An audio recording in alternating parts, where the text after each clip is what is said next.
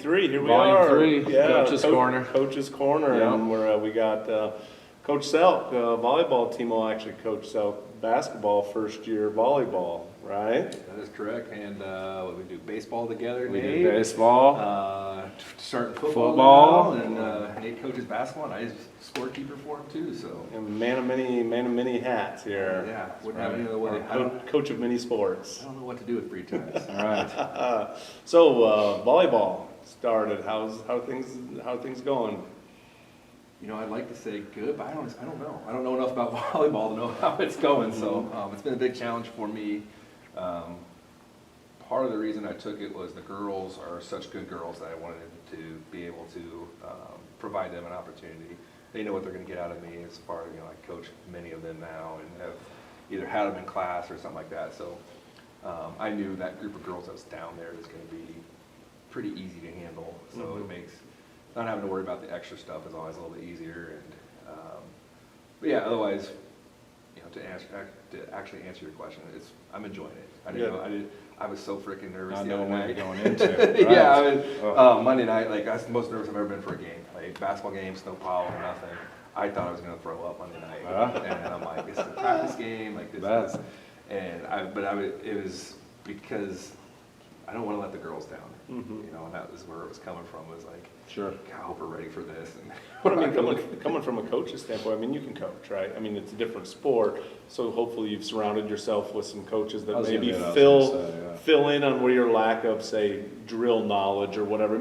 The coaching, the motivation, the relatable, being, motivating those players, you can do that. Yeah. But it's like, say, hey, whatever drill, hopefully, so you got yourself a couple good coaches. That was kind of one of the deciding factors with Mr. Squire was, hey, I'll do this, I'll help you out, but you help me out. And he knew what he was getting out of me. It wasn't like it was a shock to him of my volleyball knowledge, but Alyssa Arns, she's coached, comes from a coaching family as well.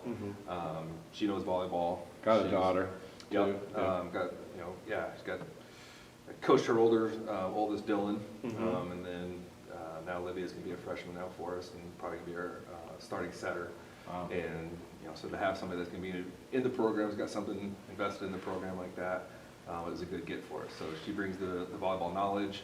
I bring the coaching knowledge of I'm still taking care of the bus trips and the extra organizational stuff that she was a little hesitant on, and it's kind of like we all started. I got Tammy Aiken as well. Okay. She coached volleyball before. Who's senior daughter, Abby will be our starting middle for us, and then Molly Hoskins is a holdover from last year's staff and everything. So we've gelled pretty good so far. But last spring when this kind of was going down, Tammy lives right across the street from me, and Alyssa lives up the street just from me. And Alyssa came down, and she and I were talking about it. We were having kind of a serious conversation. I texted Tammy. I didn't tell her what I needed. I said, "Hey, I got a problem. Can you come over here and see if you can help me out?" And she walked in the door, and she goes, "Oh, we're gonna do this, huh?" She knew what we were getting into. But my concern for both of them is, it's tough to coach your kid, and especially at a high school level or then especially with a coach that's in yourself, that's your first year. Yeah, because you got a lot of stuff on your plate that they probably help you with. Yeah, but I think sometimes that parental, at least I coach my younger daughters, and I think I'm probably hardest on my own kid. Sure. You know what I mean? Or I try to motivate mine, and sometimes through ways that I wouldn't, a not my parent or not my child way. You know what I mean? And there is a lot of what makes them tick. And exactly. But you can also push buttons and things, and hopefully get the most out of them and motivate. And but that's, I think, an awesome opportunity for those moms though too. That what a heck of a thing to say. Hey, you coach, senior. Well, Abby's a senior, so she gets to be with her that last year. Yeah, that is cool. I played for my dad in high school. It was a golf team or whatever, and when he retired, I can hold this over my brother, but my dad said I was his favorite athlete to coach, but it was simply just because of, he was. We had a great relationship. Yeah. And you were probably coachable, right? I don't know. Some of our best family fights are on the golf course. And that's where he coached me in. So, so I did.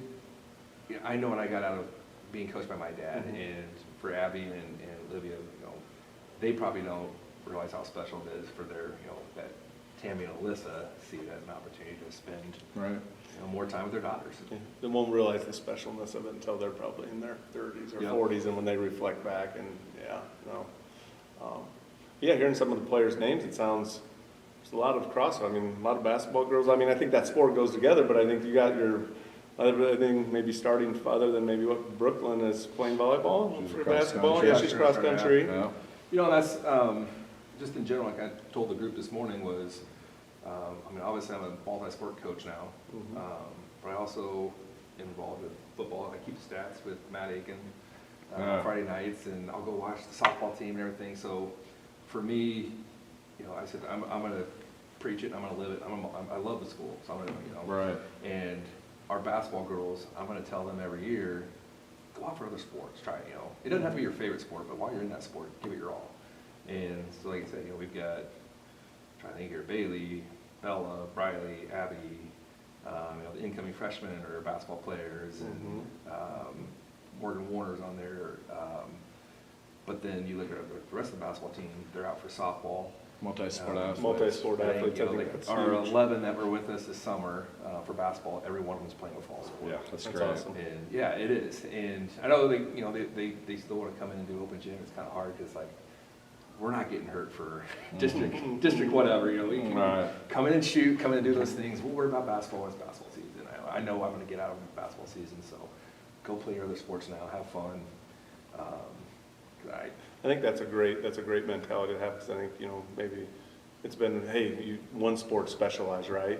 I think there's been kind of maybe a step back from that, and do be that multi-sport athlete, and don't, get burned out, or don't, overcommit or overwork, because, would you, after 4, do you get tired of it? I mean, I don't know, but be that, are you a better athlete being multi-sport, and I bet there's arguments for both ways on that, Yeah, absolutely. I would say most coaches probably want multi-sport athletes. Yeah. If coming into that sport. Yeah. Every sport's going to give you something a little different mentally. I know for me, outside of physically. I don't want to concentrate just on basketball. No. It just Burn you out. Yeah, I drive myself crazy the way it is during basketball season. So if any volleyball and these other things are reprieves from your basketball season, because basketball is pretty, summer league and all that, and it dang near is a year-round. Pretty much any sport can be all year round now, if you want it to be. Yeah. But I look at, I was down at Elkhorn South before this. We won a state championship down there in 2016. We had 2 starters that were Division I soccer players, and we knew they missed one weekend for a national soccer tournament. We knew if we told them, you can't go to that tournament, they'd say, fine, we're going to play soccer on the road. And so we worked that way. I had Riley Gray down there. At the time, she was trying out for Team USA volleyball. She would go to those things. It was and for her, volleyball was obviously her first passion. And so that first couple weeks of basketball, she was still kind of trying to get into it. It's you're fine. We get that. Yeah. And then, Krause down at Scud. She shows up her senior year after taking a year or 2 off from basketball, and I just wanted to play with my friends. And I think that's what it kind of takes is everybody thinks, well, I got to specialize to get the scholarship off the rope. Lindsay Krause was the #1 recruit in the nation, and she's played basketball, so why can't why can't you now?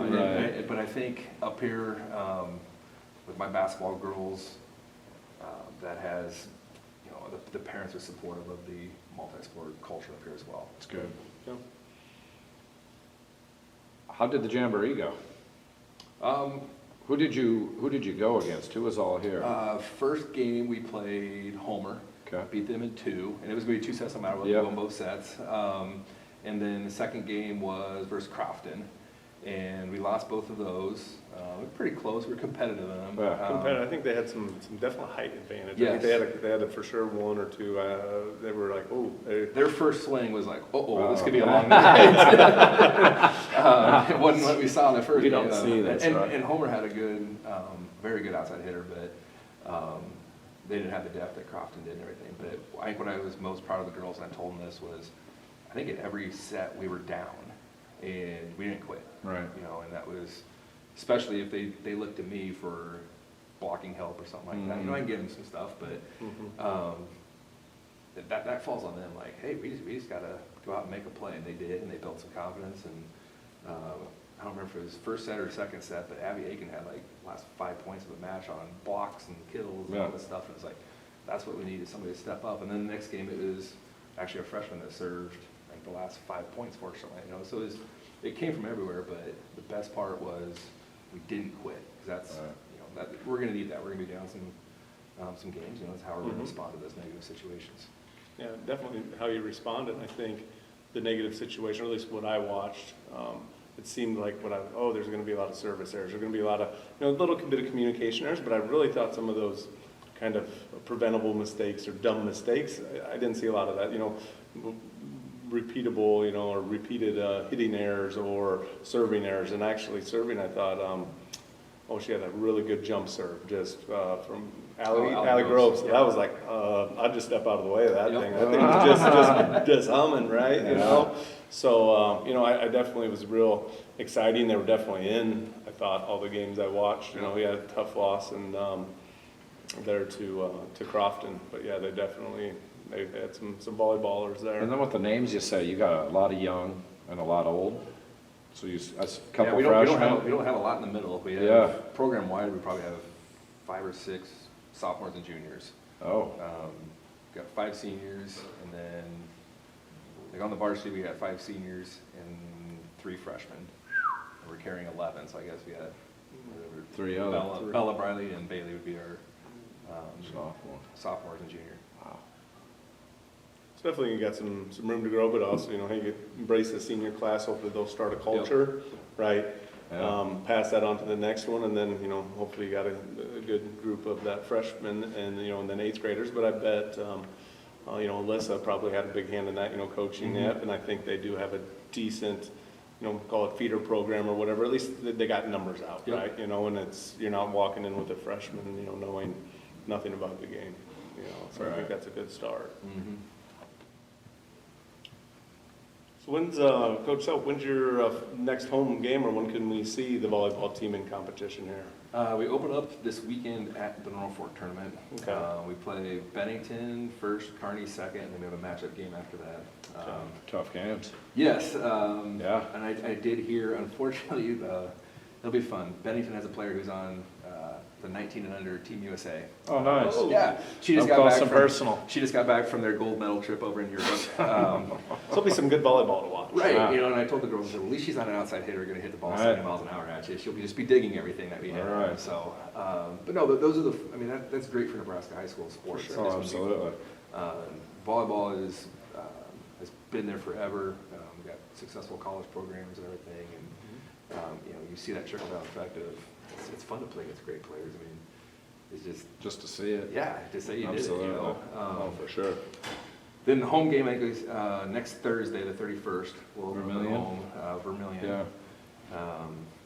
The Tanagers, right? Yes, Yeah. yes. I wish I could offer you more of a scouting report, but don't know anything yet. So. No team USA from Vermillion. Not that I'm aware of. Right. Anyway, so.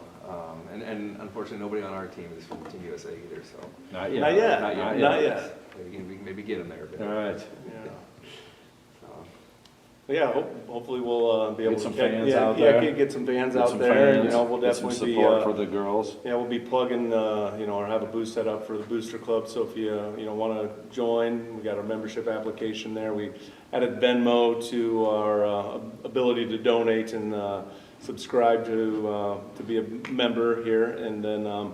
Also, I think there's a link for our show on there. yeah, on the school website, you go to the Booster Club tab underneath there. We got our shows, our podcasts, and our membership application. So, you know, we're always willing to, you know, we're always looking for a new membership. We got multiple levels on there. You know, donate, you know, little, donate lot. The more, the merrier. And you know, with your donation, you get you know, a promo code to a discount at our online store. So. It's not all for nothing. You do get a little bang for your buck out of it too. So, from my end, you guys have been great, supportive of everything that we've asked for. Thanks. The other programs as well are getting their stuff, just helping out the kids, and you know, there's things that our school can't cover, and so you guys step up. That's why we're here. Yeah, it helped, and like you said, every $25 donation adds up. Big. A lot of $25 adds up, so that That's we can right. do, you know, hopefully things that, you know, make our programs better, and things that, you know, we can compete at that next level and, Get somebody on Team USA. Yeah, Team USA, That's or right. get them some college money. Right. But no, thanks for joining us, Absolutely. Coach Selk, and, Exciting season, first season for you. Yeah, Should really be excited. exciting. Good girls and. so we're going to be seeing you like 3 seasons a year, I guess, Yeah. or something. Huh? Right, I'll You'll be seeing them all year round. Right. Well, hey, good luck on your season, Thank and you. and we'll be talking. All right, thanks for having me. Right.